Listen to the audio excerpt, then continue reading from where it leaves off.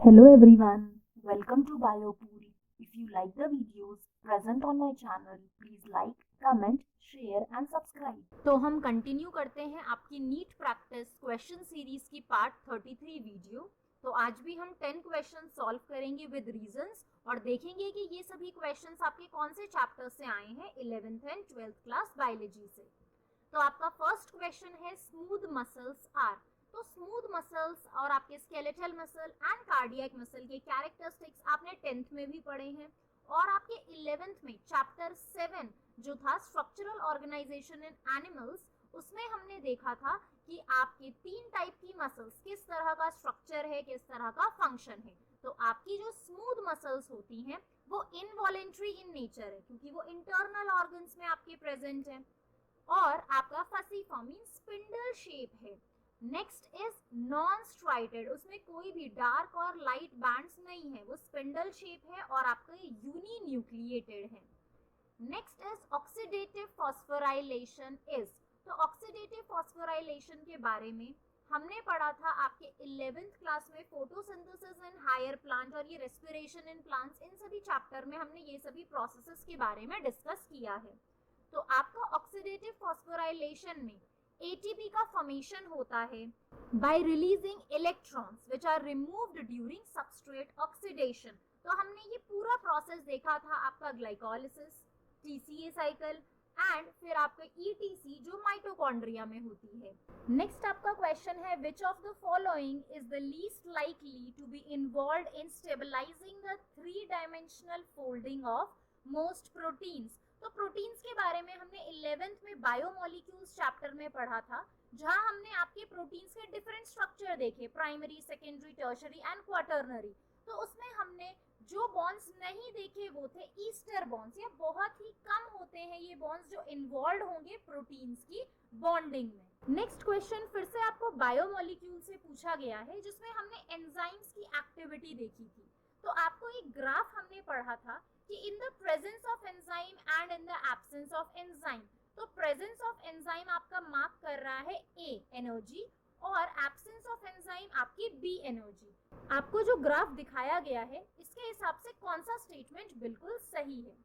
तो ये आपका एंडोथर्मिक रिएक्शन है जिसमें क्या हो रहा है, in the presence of enzyme जो एक्टिवेशन एनर्जी है वो बहुत ही लोअर है और जल्दी से प्रोडक्ट बन गया, और बी केस में in the absence of enzyme बहुत ही ज्यादा आपको एक्टिवेशन एनर्जी रीच करनी पड़ेगी ताकि प्रोडक्ट फॉर्म हो। फिफ्थ क्वेश्चन आपको थोड़ा एक्स्ट्रा पूछा गया है क्योंकि जैसे कि हमने पढ़ा था cell cycle and cell division आपका चैप्टर 10 11th क्लास से, जिसमें हमने देखा था कि जो सेल डिवीजन प्रोसेस होता है हर स्टेज में आपका जो G1 फेज है, S फेज है, G2 फेज, M फेज, इन सभी में चेक पॉइंट्स होते हैं और वो चेक पॉइंट्स देखते हैं कि आपका सेल डिवीजन करने लायक है या नहीं, उसमें कोई प्रॉब्लम तो नहीं है, जो डीएनए है वो तो डैमेज नहीं है, ऐसे सेल को हम आगे डिवीजन में नहीं जाने देते। तो यहाँ पे आपको पूछा गया है रेप्लिकेशन फॉर्क के कंटेक्स्ट में।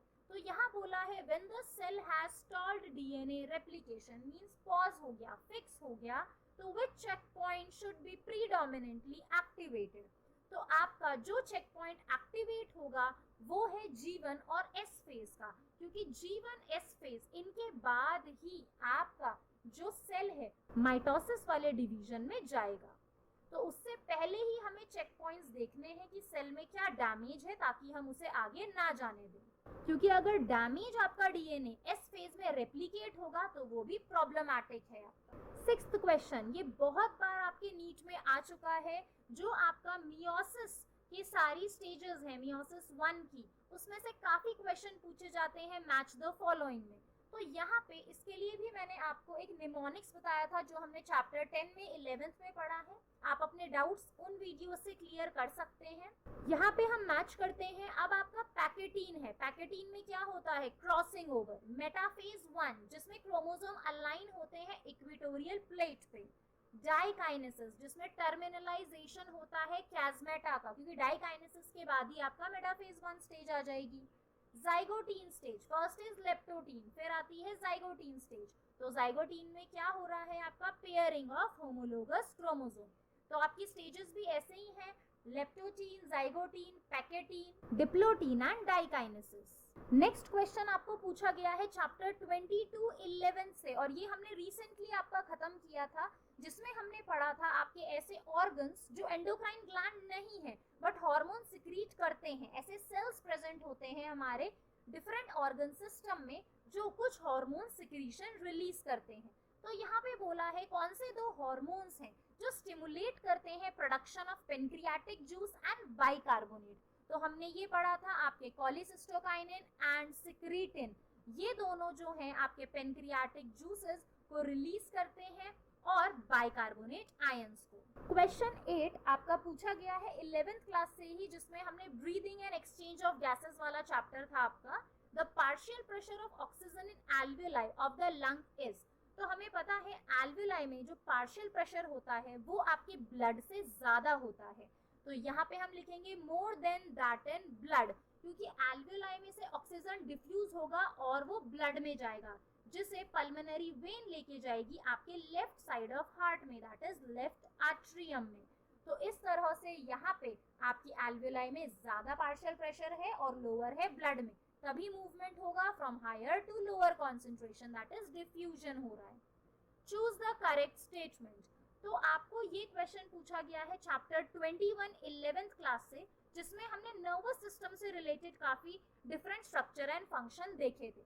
तो यहाँ पे आपको जो स्टेटमेंट्स दिए हैं फर्स्ट 3 वो गलत है, क्योंकि हमने देखा है कि रिसेप्टर्स जो हैं वो पोटेंशियल ग्रेडेड पोटेंशियल प्रोड्यूस करते हैं। तो ये यहाँ गलत दिया है। आपके जो नोसी रिसेप्टर्स हैं वो पेन रिसेप्टर्स हैं। नेक्स्ट आते हैं आपके मेसेनर करप्सल्स आर थर्मोरिसेप्टर। तो आपका थर्ड स्टेटमेंट भी यहाँ गलत है, क्योंकि जो आपके मेसेनर करप्सल्स हैं, जिन्हें हम टेक्टाइल करप्सल्स भी कहते हैं, ये आपके नर्व एंडिंग स्किन में प्रेजेंट होते हैं, जो रिस्पॉन्सिबल है for sensitivity to light touch. ये डिस्क्रिमिनेट करते हैं आपका टच एंड वाइब्रेशन से, means fine sensation on the skin. तो लास्ट आपका स्टेटमेंट बिल्कुल करेक्ट है। हमने फोटो रिसेप्टर्स के बारे में पढ़ा था आपके, जब हमने आई का स्ट्रक्चर एंड फंक्शन देखा था। तो रॉड्स एंड कॉन्स, दो डिफरेंट तरह के फोटो रिसेप्टर्स प्रेजेंट होते हैं। रॉड्स जो हैं वो डार्कनेस में काम करते हैं और आपके कॉन्स लाइट में काम करते हैं। वो कलर्ड विजन देते हैं, रॉड्स आपका ब्लैक एंड व्हाइट विजन देते हैं। Last is Graves disease is caused due to. तो ये आपको क्वेश्चन चैप्टर 22-11 से ही आया है। ग्रेव्स डिसीज किसकी वजह से हो रही है? Hyper secretion of thyroid gland. तो थायराइड ग्लैंड के हार्मोन ओवर सिक्रीट हो रहे हैं, ओवर प्रोडक्शन हो रहा है। तो ये आपके आज के 10 क्वेश्चंस थे। प्रीवियस चैप्टर्स जो हैं आपके 11th और 12th के, अगर आपको उनमें से डाउट है तो चैनल पे ऑलरेडी इन सभी चैप्टर की प्लेलिस्ट है, आप वहां से देख सकते हैं। If you like the videos, please like, comment, share and subscribe. Thank you for watching the video.